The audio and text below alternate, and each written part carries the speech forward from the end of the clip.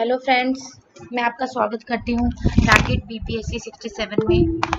ये मेरा चैनल है, इसमें मैं डेली टारगेट्स भी देती हूँ, जिसको अगर आप फॉलो करते हैं तो जो 67 बीपीएससी आने वाला है उसको आप क्लियर कर सकते हैं।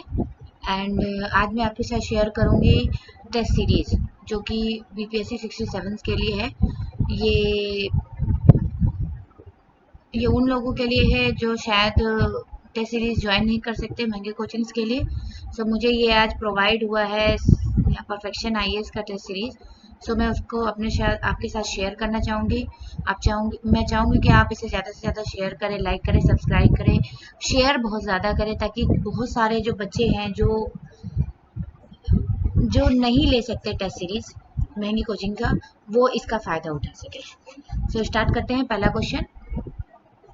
क्वेश्चन है, निम्नलिखित में से कौन से युग्म सही सुमेलित है? सो इसका आंसर है सी।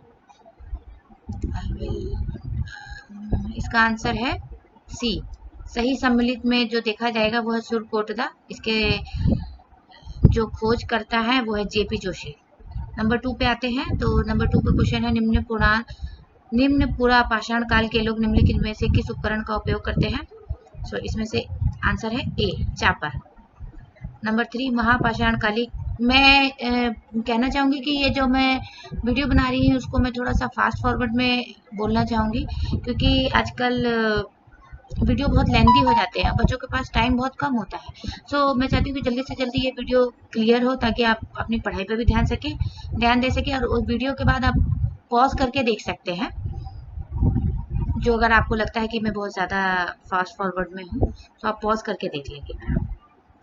सो सेकंड क्वेश्चन इज, पूरा पाषाण काल के लोग निम्नलिखित में से किस उपकरण का उपयोग करते हैं? तो उसका आंसर है चापर। थर्ड क्वेश्चन इज, महापाषाण कालिक अंत्येष्टि स्थल साक्ष्य प्रदान करते हैं? तो इसका आंसर ई है। अब इसका आंसर ई कैसे है ये भी बता देना चाहती हूँ। इसका आंसर ई के लिए है, इसके लिए जो प्रारंभिक शिल्प विशेषीकरण का एक तो साक्ष्य प्रदान करते हैं, स्थिति विभेदन का प्रदान करते हैं। सो इसी वजह से ये क्वेश्चन जो है एक से अधिक होने की वजह से आंसर इसका ई ऑप्शन क्लिक किया जाता है। विष्णु के सम्मान में स्तंभ की स्थापना करने वाला यूनानी राजदूत था? इसका आंसर है डी, हेलियोडोरस। निम्नलिखित में से कौन से पूरा पाषाण कालिक स्थल नहीं थे? तो इसका आंसर भी आपका ई होगा, क्योंकि सारे के सारे जो यहाँ पे दिखा रहे हैं पूरा पाषाण कालिक स्थल के बारे में। सोन घाटी है, कच्छ क्षेत्र भी है, घाट प्रभा बेसिन भी है, मयूरभंज भी है, ये सारे पूरा पाषाण कालिक है। नंबर 6 क्वेश्चन की ओर जाते हैं। सूची 1 सूची 2 को सम्मिलित कीजिए, क्या सही कूट का चयन कीजिए। सो नंबर 6 का आंसर है हमारा सी में आप जैसे अब मैचिंग कर लेते हैं कि ए का सेकंड है, बी का 3 है, सी का आपका 4 है, डी का 1 है। सो मोहनजोदड़ो से हमें क्या प्राप्त होता है? पशुपति महादेव की मोहर।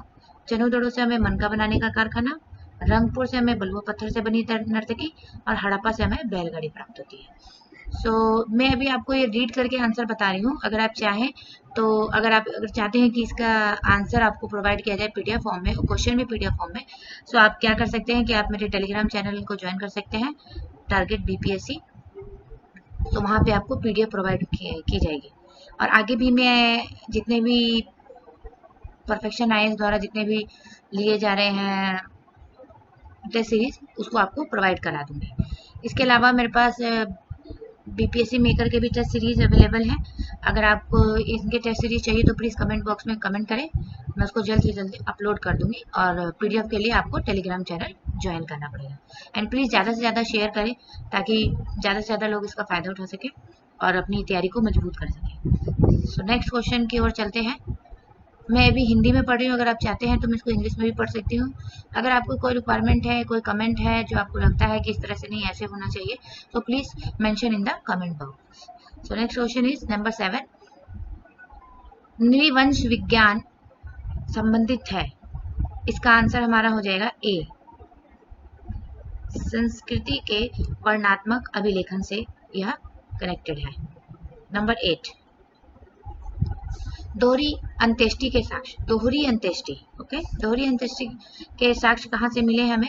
तो इसका आंसर है हमारा डी, लोथल से मिले हैं।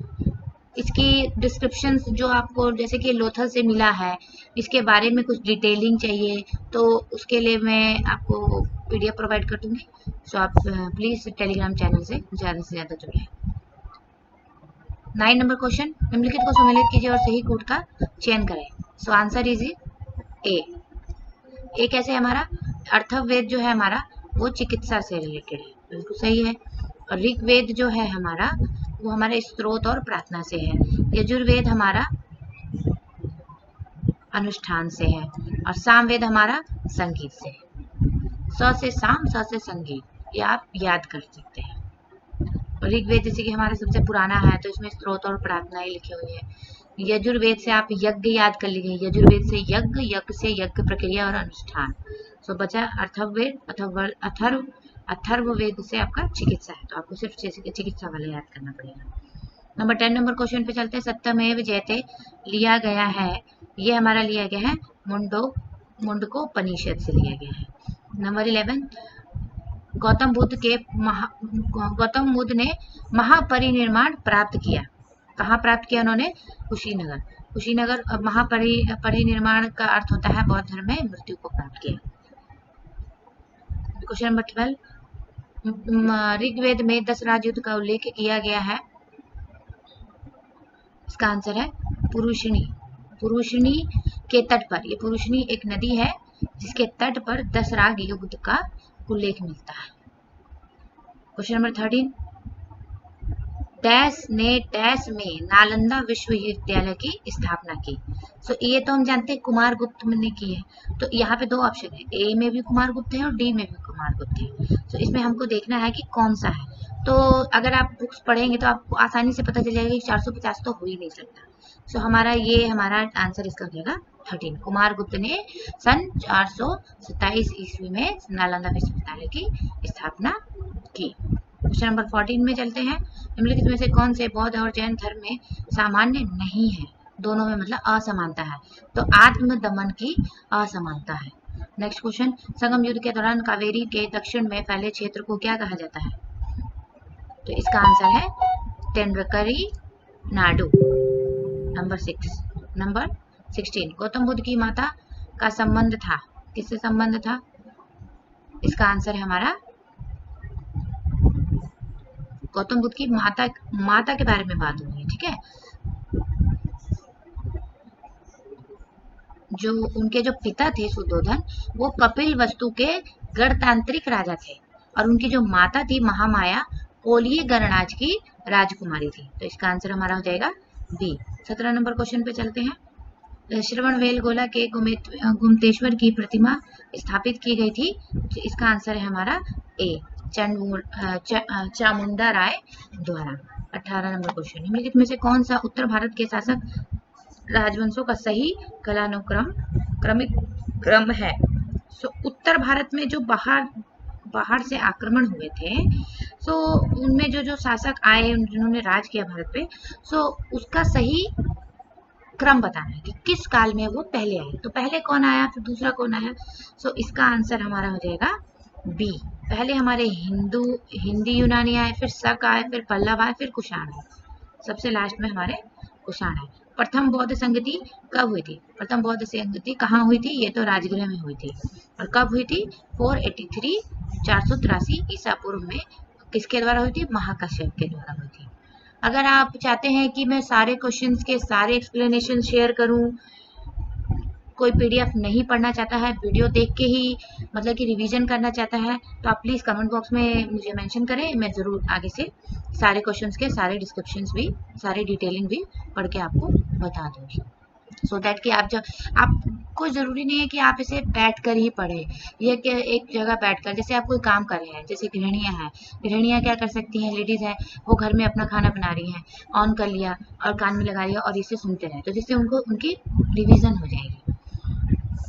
आप कहीं जा रहे हैं, ट्रैवल कर रहे हैं, आपने कान में लगा लिया, आप पढ़ नहीं सकते, मान लीजिए आप किसी जगह सफ़र कर रहे हैं तो आप पढ़ नहीं सकते, तो आप सुन भी सकते हैं। तो अगर मैं आपको डिटेलिंग एक्सप्लेन करूँगी तो शायद आपको क्वेश्चन के साथ, आंसर के साथ आपको रिवीजन भी हो जाए। तो आप प्लीज मेंशन करें। क्वेश्चन नंबर 20, सम्यक धारणा, सम्यक चरित्र और सम्यक ज्ञान, ये त्रिरत्न है, ये किससे संबंधित है? ये हमारे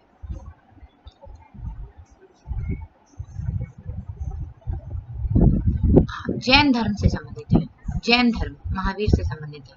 आजीवक संप्रदाय की स्थापना किसने की थी? आजीवक संप्रदाय की स्थापना गोशाल मखली बुद्ध ने की थी। जैन धर्म में पूर्ण ज्ञान कहलाता है, जैन धर्म में पूर्ण ज्ञान कहलाता है, कैवल्य कहलाता है। निम्नलिखित में से कौन सा स्तूप स्थल भगवान बुद्ध के जीवन के किसी घटना से संबंधित नहीं है? कोई भी, मतलब कि महात्मा बुद्ध से संबंधित नहीं है। तो इसका आंसर हमारा हो जाएगा डी, ये सांची का स्तूप। सांची का स्तूप क्या था? सांची का स्तूप अशोक ने बनवाया था। ठीक है। 24 नंबर क्वेश्चन, बौद्ध परंपराओं के अनुसार बुद्ध का सारथी कौन था? तो इसका आंसर है हमारा चन्न। स्यायवाद संबंधित है, जैन धर्म से संबंधित है। निम्नलिखित में से कौन सा चीनी यात्री चीनी सम्राट की अनुमति के बिना भारत आया था, लेकिन चीन वापस जाने के बाद सम्राट द्वारा गुप्त रूप से उसे क्षमा कर दिया गया और उसे सम्मान पूर्वक उसका स्वागत किया गया? तो उसका आंसर है हमारा ह्वेनसांग। अशोक का ब्राह्मी में लिखा शिलालेख पहली बार किसके द्वारा पढ़ा गया था? ये जेम्स प्रिंसेप के द्वारा पढ़ा गया था। निम्नलिखित में से किसने मंदिर निर्माण की बेसर शैली का निर्माण करवाया था? सो इसका हमारा आंसर है ए, चालुक्यों ने करवाया था। मुद्रा राक्षस किसके द्वारा लिखा गया था? विशाख दत्त की मुद्रा राक्षस, ये आपको याद होना चाहिए। कौटिल्य का अर्थशास्त्र कितने अधिकरणों में विभाजित है? जो अर्थशास्त्र है वो विभाजन किया गया है अधिकरणों में, तो कितने अधिकरणों में विभाजित है वो? तो इसका आंसर है हमारा 15 अधिकरणों में। अशोक के क्वेश्चन नंबर 31, अशोक के शिलालेखों में किस भाषा का प्रयोग किया गया है?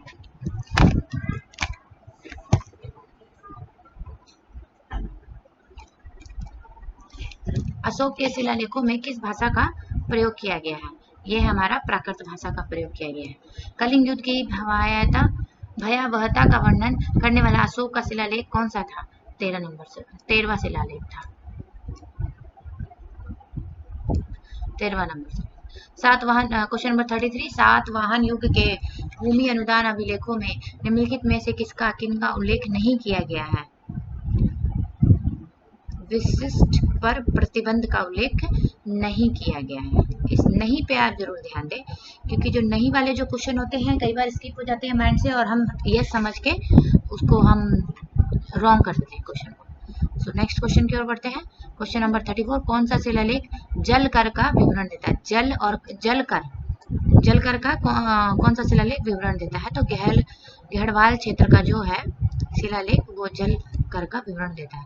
सप्तांग सिद्धांत, क्वेश्चन नंबर 35, सप्तांग सिद्धांत के अनुसार राज्यों का 7वां भाग है? राज्यों का 7वां भाग है मित्र। सप्तांग सिद्धांत का प्रतिपादन किसने किया था? तो कौटिल्य ने अर्थशास्त्र में किया था।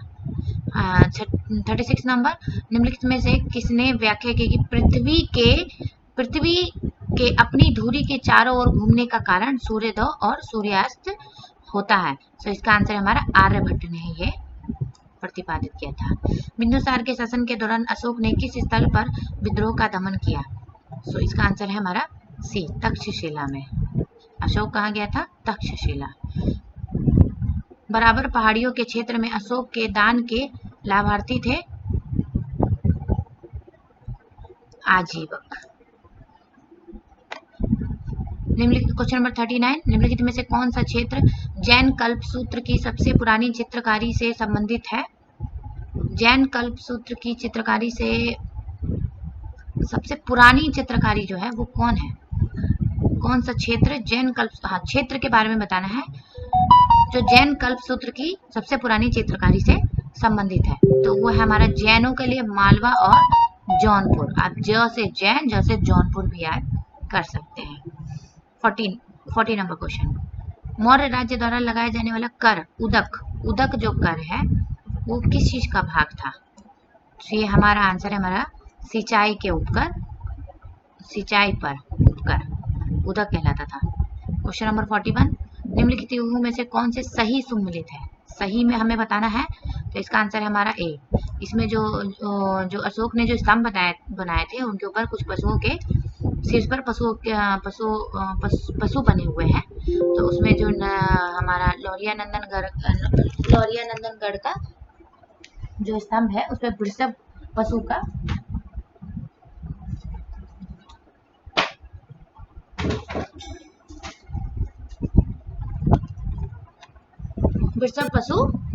अंकित है।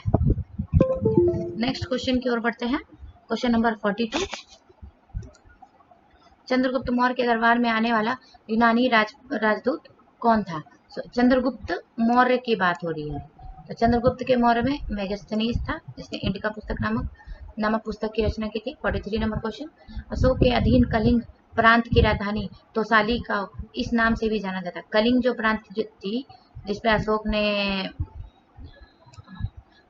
ने लड़ाई की थी और जिसको जीतने के बाद उसका हृदय परिवर्तन हुआ था, उसकी राजधानी तोसाली था। उसका नाम क्या था? उसका और भी नाम था जिसे हम कहते हैं यहाँ धौली। किसी और नाम से भी जाना जाता है, वो है धौली के नाम से भी जाना जाता है। क्वेश्चन नंबर 44, निम्नलिखित में से कौन सा शब्द भूमि से संबंधित नहीं है? तो इसका आंसर है हमारा ई। ठीक है, तो सभी जो है वो मुख्य रूप से भूमि से ही संबंधित है। जैसे विविधता है वो पशुओं के लिए चारागाह भूमि हुआ करती थी। ठीक है, वाता है वो चीनी के लिए वृक्षारोपण भूमि हुआ करती थी। सभी भूमि से संबंधित है। उपवास है ये भूमि जोतने वाली भूमि हुआ करती थी। कृष्ट है खेती की भूमि हुआ करती थी। ठीक है, तो ये सारे भूमि से संबंधित है। क्वेश्चन नंबर 45, निम्नलिखित में से कौन सा राजा कुजुल काडिस्वेस का पुत्र था? उसका पुत्र जो था वो कौन था? इसका आंसर है हमें विम कटफिसेस। ये उसका पुत्र था, किसका? कुजुल कटफिसेस का। 46 नंबर क्वेश्चन, संगम काल के दौरान महत्वपूर्ण व्यापारिक केंद्र प्रतिष्ठान किस नदी के तट पर स्थित था? तो इसका आंसर हमारा डी, गोदावरी नदी के तट पर स्थित है। संगम काल के दौरान महत्वपूर्ण व्यापारिक केंद्र प्रतिष्ठान किस नदी के? संगम काल याद रखिए, दक्षिण में संगम काल था, तो वहीं पे कौन सी नदी के तट पर जो व्यापार वगैरह हुआ करते थे वो था हमारा गोदावरी नदी के तट पर।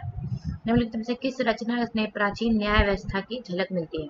प्राचीन न्याय व्यवस्था की जो झलक मिलती है हमें, वो हमें मृच्छकटिक से मिलती है। मत्त विलास प्रहसन नाटक का लेखक कौन है? इसका आंसर है हमारा ए, महेंद्र वर्मन प्रथम है। 49 का डी, गुप्त काल में श्रेणियों ने प्रमुख संस्थाओं का गठन किया था। तो उसमें हमारे वस्तुओं के निर्माण और वाणिज्यिक उद्योगों में, इसके लिए इस चीजों के लिए, वस्तुओं के निर्माण के लिए और वाणिज्यिक उद्योगों के लिए उसने संस्थानों का गठन किया था गुप्त काल में।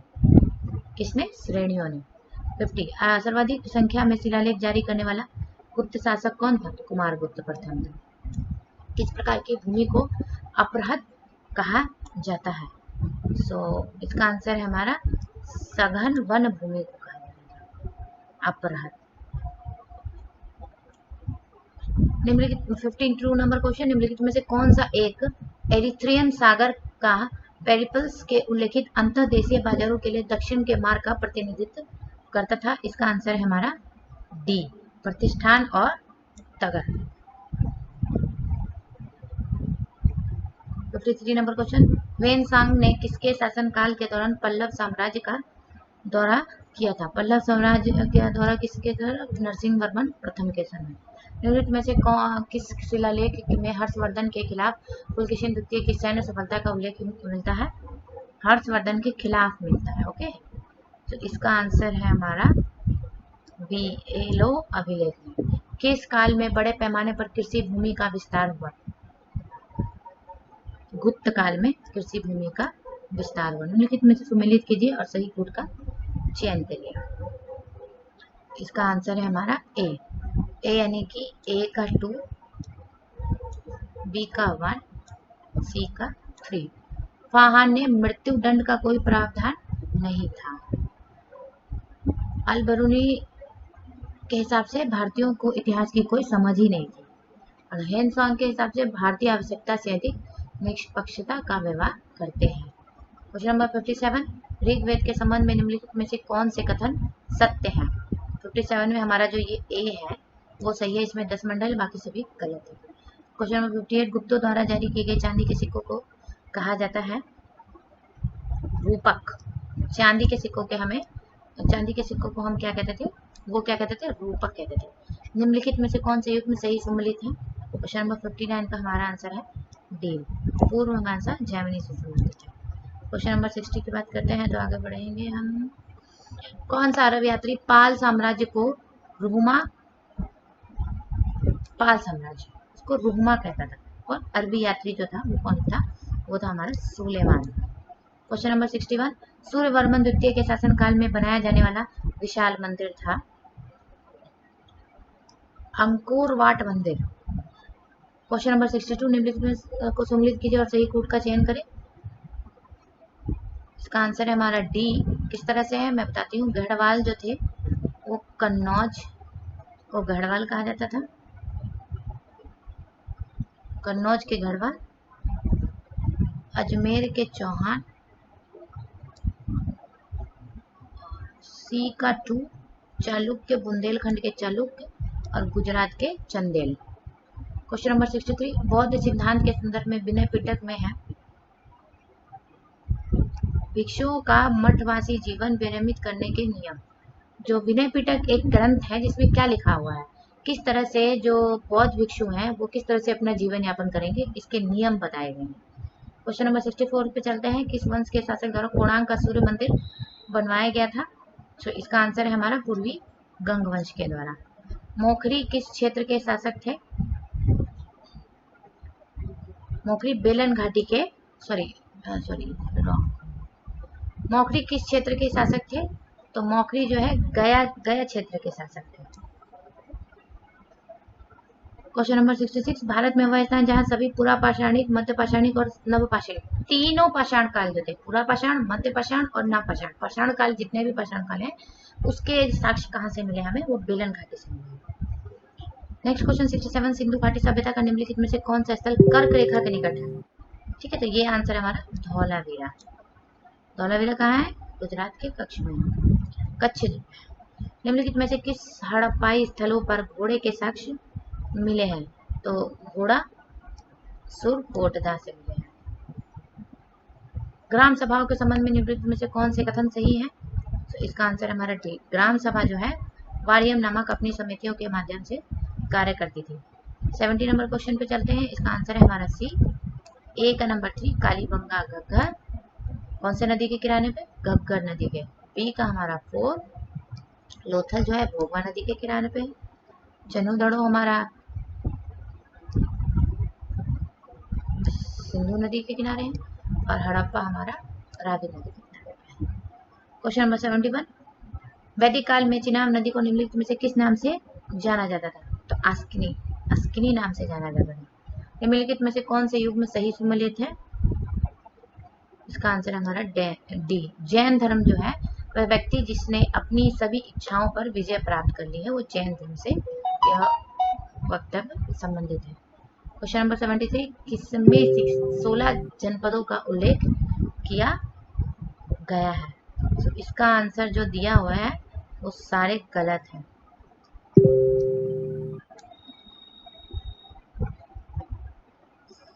सेवेंटी नंबर क्वेश्चन का है।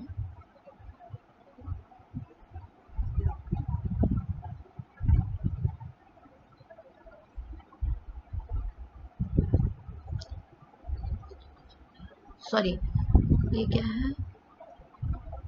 16 जनपदों का उल्लेख किसमें किया गया है? सो बौद्ध और जैनी दोनों धर्म ग्रंथों में 16 महाजनपदों का उल्लेख किया गया है।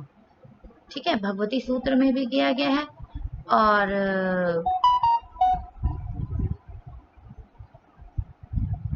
तो 16 एक अलग ही सूची देता है और बौद्ध धर्म के दिग निकाय में भी किया गया है। तो दिग निकाय में भी किया गया है और भगवती सूत्र में भी किया गया है, इसीलिए इसका आंसर ए हो जाएगा।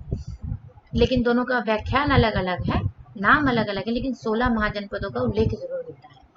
तो नेक्स्ट क्वेश्चन पे चलते हैं। 74 नंबर क्वेश्चन, निम्नलिखित मगध राजवंशों को कालानुक्रमिक क्रम में व्यवस्थित कीजिए। मगध मगध जो साम्राज्य था उसमें पहले कौन आया फिर कौन आया ये बताना है। सो इसका आंसर हमारा हो जाता है डी। डी यानी कि पहले हर्यक वंश आया है, उसके बाद हमारे नंद वंश आए हैं, नंबर 2। उसके बाद हमारे मौर्य वंश आए हैं, नंबर 3। धनानंद को हरा के ही मौर्य वंश की स्थापना हुई थी। उसके बाद हमारे शुंग वंश आए।